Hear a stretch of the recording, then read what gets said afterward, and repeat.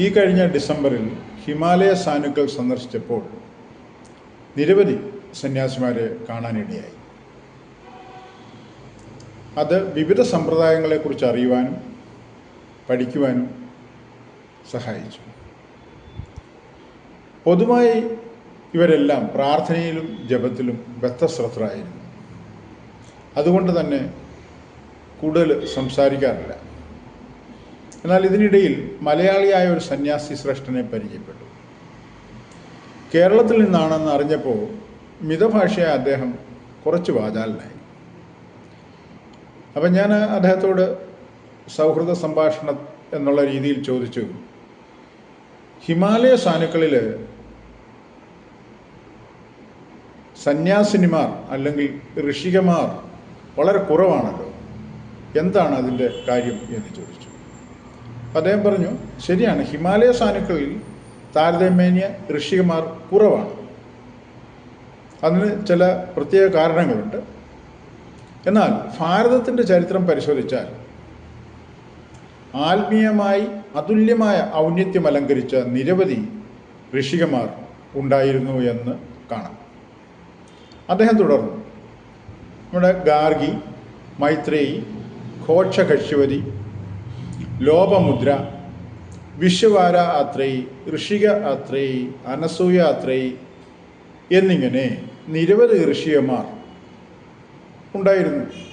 അവരെല്ലാം തന്നെ ചിന്തകരും ജ്ഞാനികളും ആത്മീയ ഔന്നത്യം ആർജിച്ചവരും സർവോപരി തികഞ്ഞ പതിവ്രതകളുമായിരുന്നു. അതിനാൽ തന്നെ അവർ ബ്രഹ്മവാദിനികൾ എന്നറിയപ്പെട്ടിരുന്നു. ഇവരെല്ലാം തന്നെ ഗൃഹസ്ഥ ജീവിതം നയിച്ചവരായിരുന്നു എന്നതാണ് മറ്റൊരു സവിശേഷത. അദ്ദേഹം തുടർന്ന് പറഞ്ഞു, തിരുവനന്തപുരത്തിനടുത്തുള്ള സ്ഥലമാണല്ലോ ശുചീന്ദ്രം. ഈ സ്ഥലം മുൻകാലങ്ങളിൽ ജ്ഞാന ആരണ്യം എന്നാണ് അറിയപ്പെട്ടിരുന്നത്.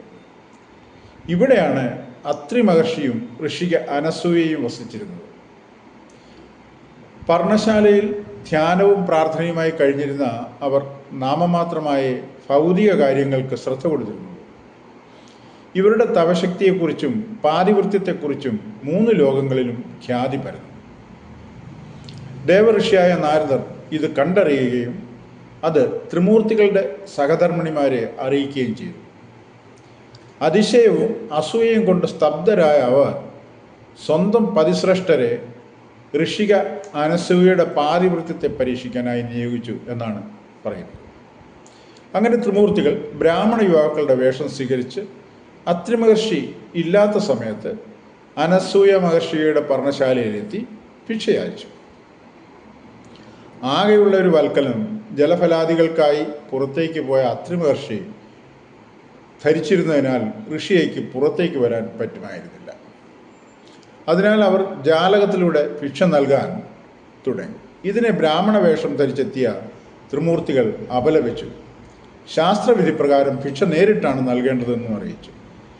ഋഷി അനസൂയയ്ക്ക് തൻ്റെ പാതിവൃത്യ ശക്തി കൊണ്ട് ത്രിമൂർത്തികളുടെ ദുഷ്ടബുദ്ധി മനസ്സിലാകുകയും തൻ്റെ പതിയായ അത്രി മഹർഷിയുടെ പാദതീർത്ഥം ത്രിമൂർത്തികളുടെ മേൽ തളിക്കുകയും ചെയ്തു. ഉടൻ തന്നെ ഈ ത്രിമൂർത്തികൾ നവജാത ശിശുക്കളായി പരിണമിച്ചു. അങ്ങനെ പരിണമിച്ച ശിശുക്കൾക്ക് അനസൂയ ഭിക്ഷ കൊടുത്തു എന്നാണ് ഐതിഹ്യം. ഇതറിഞ്ഞ് ത്രിമൂർത്തികളുടെ സഹധർമ്മിണിമാർ വന്ന് ഋഷിക അനസൂയയോട് മാപ്പ് ചോദിക്കുകയും അവരുടെ പതിദേവന്മാരെ പൂർവ്വരൂപത്തിലാക്കുവാനും അപേക്ഷിച്ചു. അതനുസരിച്ചിട്ട് ഋഷിക അനസൂയ ത്രിമൂർത്തികളെ പൂർവ്വരൂപത്തിലാക്കിയെന്നുമാണ് ഐതിഹ്യം.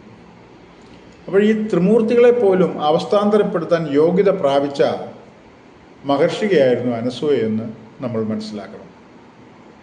മനുഷ്യകുലത്തിൽ ജനിച്ച് ഗൃഹസ്ഥാശ്രമ ജീവിതം നയിച്ചിട്ടാണ് ഋഷിക അനസൂയ ഈ ഔന്നത്യം ആർജിച്ചതെന്ന് മനസ്സിലാക്കണമെന്ന് ആ സന്യാസി ഓർമ്മപ്പെടുത്തി. അതുപോലെ തന്നെ ഗൗതമ ഋഷിയുടെ ശാപമേറ്റു വലഞ്ഞ ദേവേന്ദ്രനെയും മോചിപ്പിച്ചത് മഹർഷിക അനസൂയ തന്നെ.